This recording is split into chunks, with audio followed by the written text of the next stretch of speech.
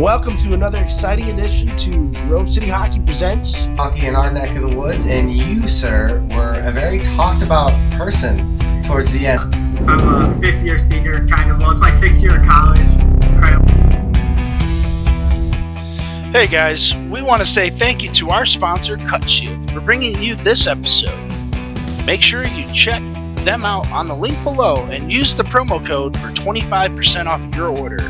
Used by all 32 NHL teams and players, Cutshield is the premier protective player clothing designed by players for players. Their innovative cut-resistant clothing has prevented serious injury to numerous players, including over 30 NHL players. Cutshield gives you the peace of mind to go out and play without worrying about injury. Use our promo code Grove City Hockey, all lowercase and no space, for an additional 25% off your order today.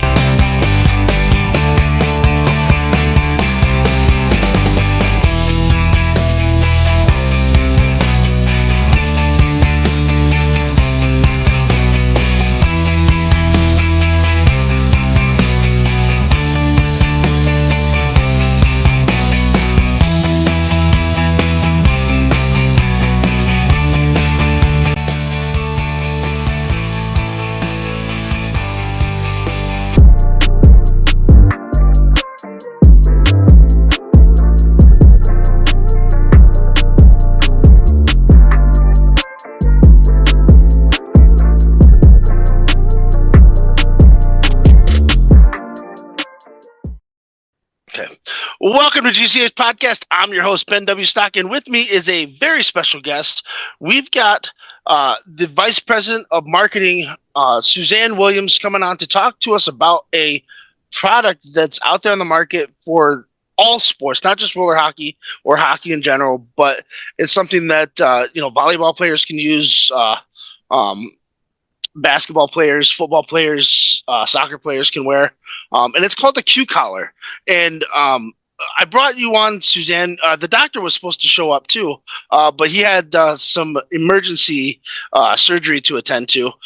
So Suzanne, why don't you tell us a little bit about Q Collar, and and thanks again for joining us. Yeah, absolutely. Happy to be here. And Dr. Wayne Olan, unfortunately, is in a case in the OR, so he could not get out to join us, but he's always available to chat a little bit more. But super thrilled to be here and to talk to you and your audience about the Q Collar. So again, I'm our VP of Sports Marketing. I joined Q Collar about 3 years ago. Previously, my former life, I had been at Under Armour. So I don't know if you've ever heard of those guys, but I joined UA when they were a startup and was really proud to be a part of that group.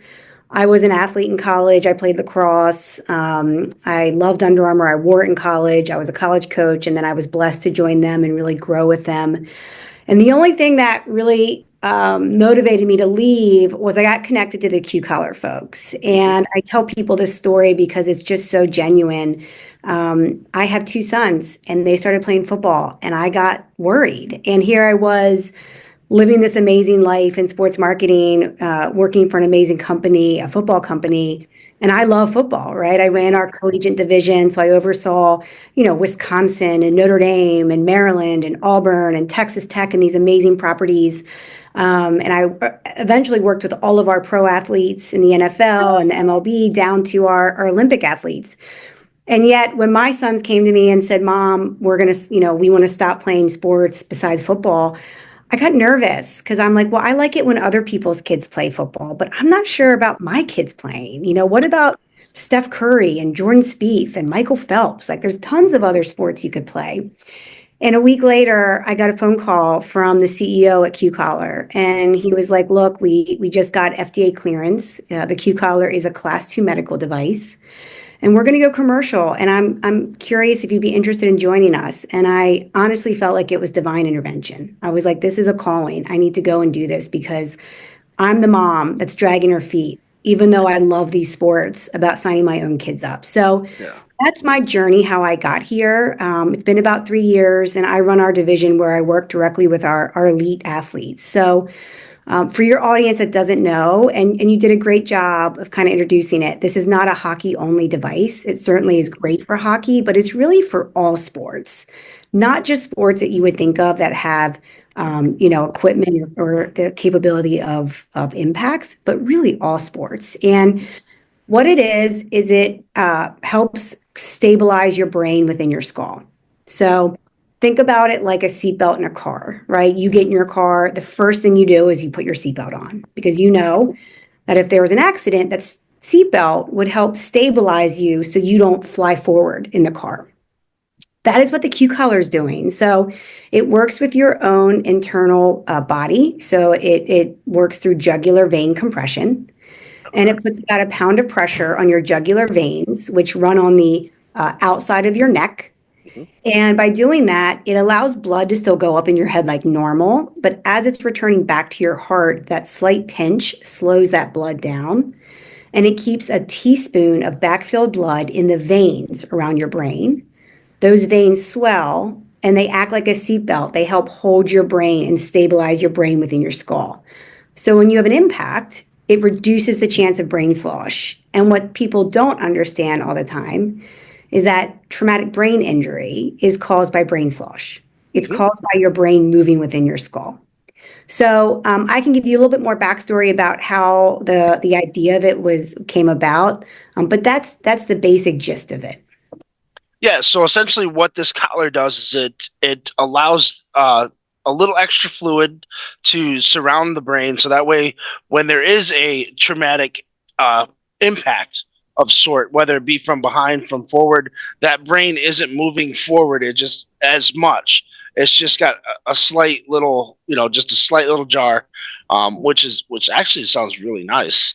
I was curious how the product worked, because I'm like, how is putting something just on the back of your neck, but now that there's some pressure on the jugular veins on both sides, it really accentuates that, which is really cool. Yeah. And people don't realize that you compress your jugular vein often. It's not dangerous. So when you yawn, you're compressing your jugular vein. If you sleep on the side of your head, side of your body, you're compressing that vein. When you raise your arm, you're compressing that jugular vein. So it's not something that's done that's going to hurt you in any way. It's just something you can't do all the time. You can't do it voluntarily. So the device itself, by putting a little bit of pressure on you consistently, is doing it for you. And what we really have been trying to do for the last 3 years, since about 2021, is just educate folks, right? This device has gone through 10 years worth of research. It started off with performance studies to make sure that slight amount doesn't have any negative impact on you, right? So people always ask me, does it give you a headache? Does it change your reaction time? Is it keeping blood from going to your head? None of that's happening, right? If any of that was happening, it never would have passed the performance tests. Right. After that, the next step is that, you have to get cleared for clinical trials, which it was. So the largest clinical trial was done out of Cincinnati at the Children's Hospital. It was done independently. So this is not research done by Q Collar. This is research done by independent third-party groups. And they took high school athletes, boys and girls, hockey, football, and soccer. And they basically MRI'd all their brains to get a baseline scan. They gave all the athletes accelerometers to measure impacts. And then half of them were given Q collars and half were not. And they went and played their entire seasons. And at the end of the year, they re-MRI DTI scanned their brains. And they compared the preseason image to the postseason. And that's where they found that the athletes that were wearing the Q collar, 77% showed zero changes in their white brain matter. So their brain showed that there was no altercation done to the white brain matter at all. However, the athletes not wearing Q collars, 73% showed significant damages to the white brain matter. And so this is where we pause and we really have to talk to folks to understand traumatic brain injury gets really confused with the word concussion. And people think, well, as long as I'm not diagnosed with a concussion, I'm fine. And that's misleading because you can have traumatic brain injury or you can have changes to your brain matter without having symptoms. So just because you don't have a symptom, that doesn't mean, you didn't experience brain slosh or a change in your white brain matter. So this study was done looking at brain scans because they didn't want anything to be based on symptoms, right? And an athlete being responsible for telling their symptoms. Mm-hmm. And truth be told, the FDA and the medical community wouldn't have accepted that research anyway, because concussions cannot be studied because they cannot be reliably diagnosed. So all the current, concussion tests out there are deemed reliably unreliable, meaning that athletes don't always have symptoms, they don't always communicate them the right way. So this study did not look at athletes communicating symptoms. It looked at, did your brain change? Was there a change in your brain? And regardless of whether those athletes had symptoms or not, the scan showed, yes, your brain did change when you were not wearing the device. There were 20 athletes in the study that were diagnosed with concussions. Some were in Q collars, some were not. But what the studies also found were the athletes wearing Q collars, their brain scan showed significantly less damage, less change, and their return to play was significantly shorter compared to the athletes not wearing Q collars. Okay. So if you go back to that seatbelt analogy, right, you wear a seatbelt to help mitigate injury or lessen the severity if one occurs.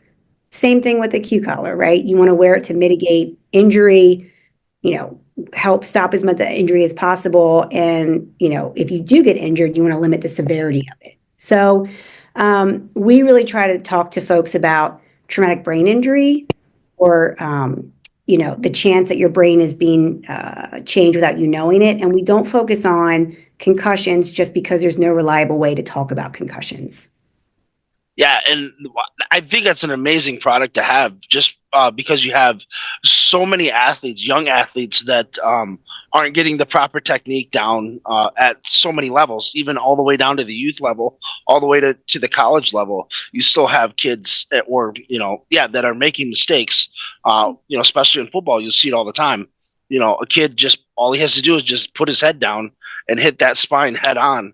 And then we have some major traumatic injuries going on there too, spinal injuries as well.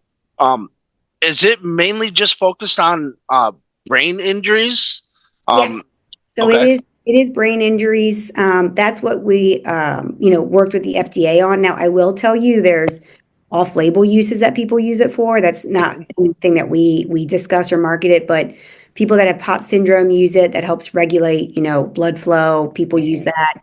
The other side of it, and we get a lot of additional research from people reaching out about it, just about hearing loss and some other things that are going on that can be affected with just brain compression. But for our purposes, it is not built to protect your neck. We get that a lot from people asking. It is to protect your brain. Now, hockey specifically, we do have a neck guard that is being released that works with the Q collar.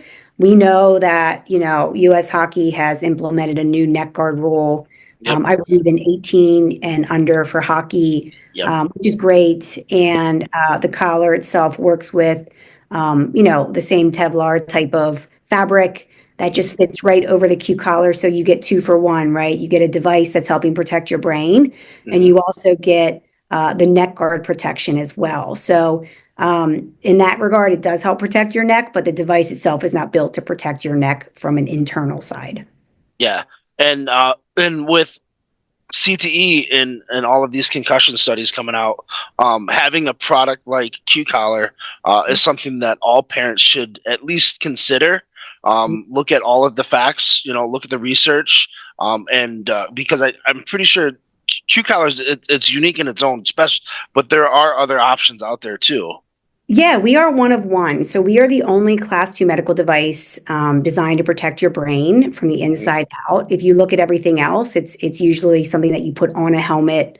Right. So it's like putting an extra bumper on your car, right? That's not going to keep you from flying forward, but it may help protect your car a little bit more. So we are the device that's the one of one that's out there.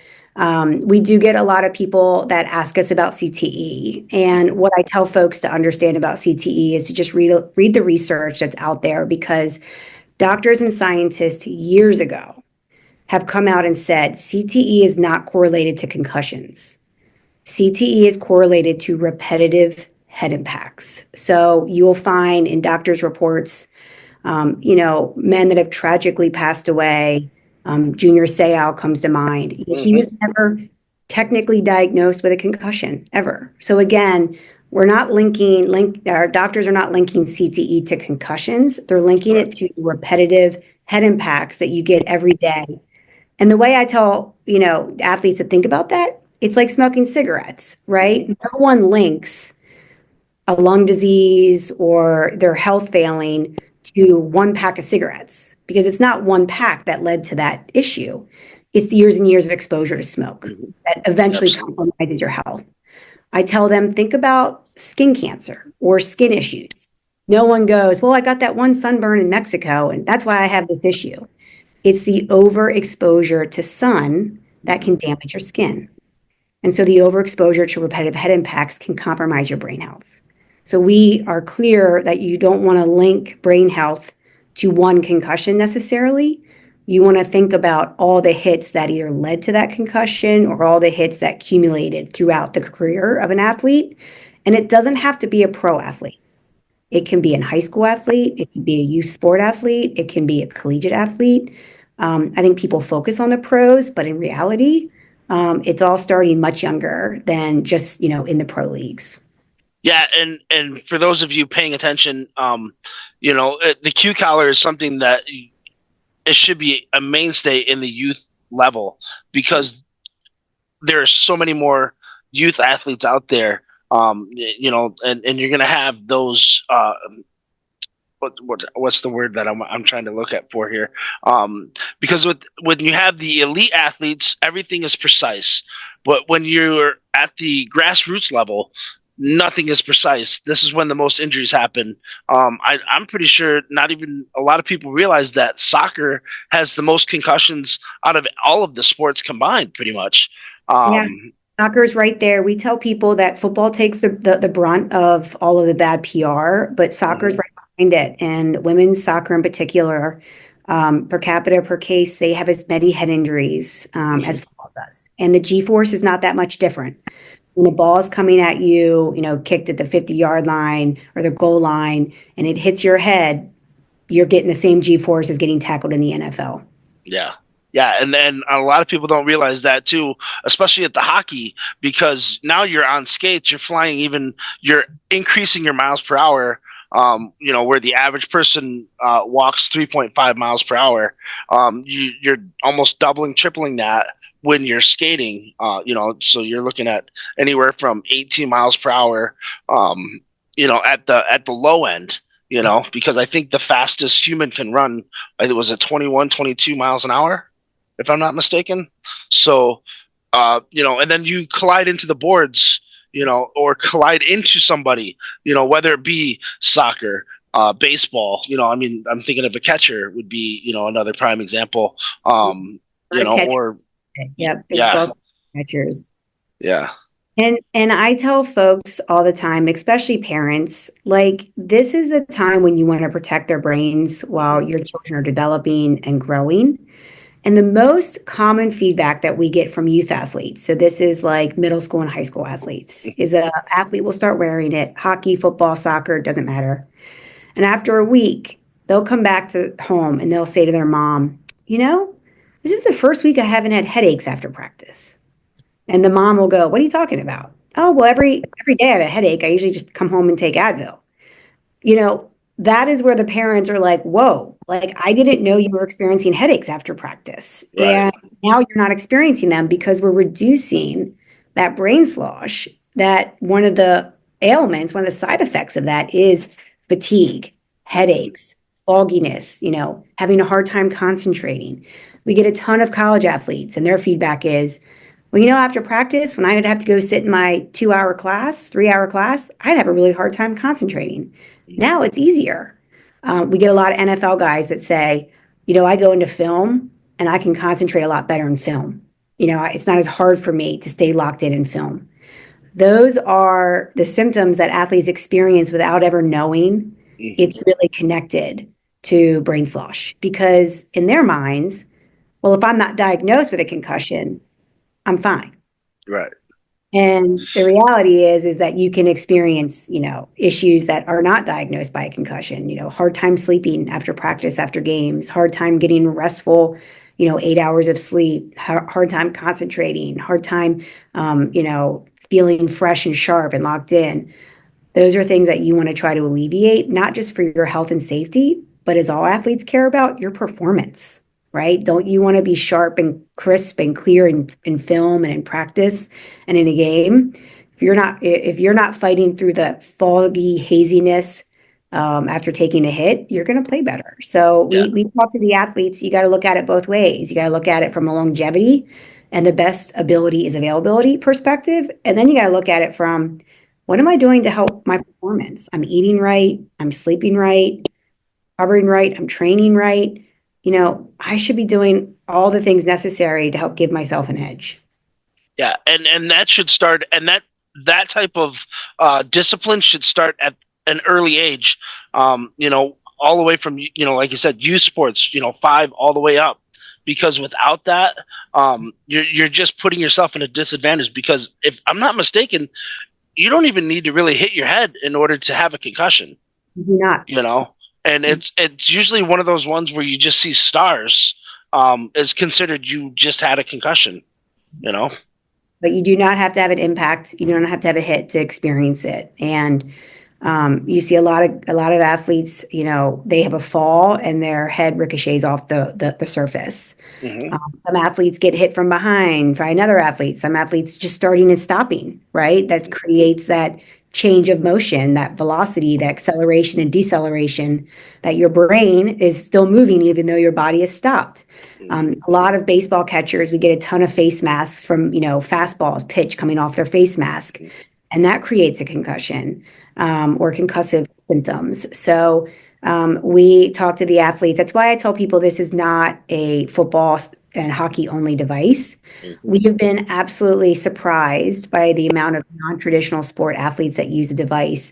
The sliding community, so think bobsled, skeleton, skiers, snowboarders, think mountain bike riders, big wave surfers, snowmobilers, race car drivers. Oh my goodness, the race car drivers. Think of the micro vibrations that are happening inside your head when you're going hundreds of miles an hour in G. That's crazy, right? They get out of their cars and they're foggy and exhausted and completely, disoriented. So we get a ton of non-traditional. We have a ton of volleyball athletes diving on the floor, taking a ball to the face, hitting into a teammate. We get a lot of women's basketball players and men's basketball players rebounding, hitting the floor, elbows to the head. So this is, can be worn in all sport. It's because it's a medical device, a class 2 FDA cleared medical device. All sport categories allow it to be worn. It's not equipment. So hockey, lacrosse, football, soccer, all these leagues allow it. And that's why you see it in the NFL and the MLB, and you see it in the National Women's Soccer League and the MLS, is because it's a medical device and these athletes are all authorized to protect themselves. Yeah, and I also feel like tumbling sports would be another prime example too, because of the constant spinning, and then all of a sudden you're stopping. So like your gymnastics, lacrosse would be another good one. A lot of stunting, a lot of stunt, cheerleaders, gymnastics type of thing. Yep. Yep, exactly. So, wow. So where can as a concerned parent myself, where can I actually find this product outside of the website? Yeah, great question. So it's on our website, q30.com. There's an easy tool there to help you measure your child so you know how to get the right neck measurement. It's just based on your neck circumference. So my neck is like 12 and a half inches, so I wear a size 12. Pretty easy. But in person, we're at Dick's Sporting Goods. So all the parents have a Dick's in their backyard. We're at Shields, if you're familiar with that retailer. We're in all their doors. And then we're in specialty shops. So like soccer.com, lacrosse.com, Lacrosse Unlimited. Like you said, lacrosse is a major sport that utilizes the device. So we're out there where you're able to find us. If you want to go try it on in person, I'd recommend a brick and mortar like a Dick's or a Lacrosse Unlimited. If you want to go online, it's easy to be online. It's also on Amazon. So I know as a mom, I usually buy a lot of stuff at Amazon and put it in my cart. So we were on there as well. Yeah, cool. And then how much does this product run? It's $199 and it lasts for, about 2 or 3 seasons. It doesn't wear out. Your child will outgrow it long before it ever wears out. And it is FSA applicable. So if you have a health savings account, you can use that money because it is a medical device. So I always tell parents, use your health savings account, make sure you don't waste that money. And then this is something that your child will get and they can use for all their seasons. So if they play football and they play hockey and they play lacrosse, soccer, they can use it for multiple seasons. It lasts multiple years. You just want to keep up with their growth. So it's like cleats. You just want to make sure it's a proper fit. Yep. And then if your cousin's, is needs one, you can, and they have the same neck size, you can always share, afterwards too, especially when you outgrow. It's I'm not one of saying those that as a medical device provider, but we can't stop parents from doing it. So, right. But the possibilities is there, which is crazy. Yeah, we tell them siblings can all be a part of it. Cool. Well, I think that's going to do it for this episode. Suzanne, I cannot thank you enough for taking the time to jump on. Sorry about the late start, but, all good. We got a square. I will give Dr. Olan your regards. And yes, please. If there's any questions, please feel free to reach out. We have a great customer support team and we can answer questions. But all the research and literature is on our website. So we encourage athletes and parents to go online, to look at the research, look at the data, and just really make sure you understand and make the best decision for yourself. Yep, and I'll make sure that is on the episode too, so you guys will be able to see that. In fact, it'll probably be posted like right around here somewhere. So it'll be up there, and that way everybody can see it. And I would highly recommend getting your Q collar if you haven't done so already, because especially for the young ones that are just starting out, that don't know how to hit, to how to tackle, to how to slide properly. This is it's gonna help. And why not set your kids up for success? Why not set yourself up for success? Help eliminate some of these ongoing issues that you may or may not even be aware of once you start to wear the medical device. It's really cool. Yeah, and one last clarification for parents out there. So it does work with current neck guards. So if you've already purchased your child a neck guard in hockey, the device fits right underneath of it. It doesn't alter the neck guard or fit in any way. So you can wear it with your current equipment. It works. And then eventually, if you want to get a custom one that works with the Q collar it's built for it, that'll be out there too. But we get a ton of parents emailing us saying, can I wear it with a neck guard already? Yes, you absolutely can. All right. Well, thanks again, Suzanne. I appreciate you. Thank you. Great to meet you. Great to meet you too. How to wear your neck guard with a Q collar. Step 1. Put on your Q collar. Step 2. Put on your neck guard as you normally would. The Q collar should always be worn under the neck guard for comfort. Now it's time to hit the ice.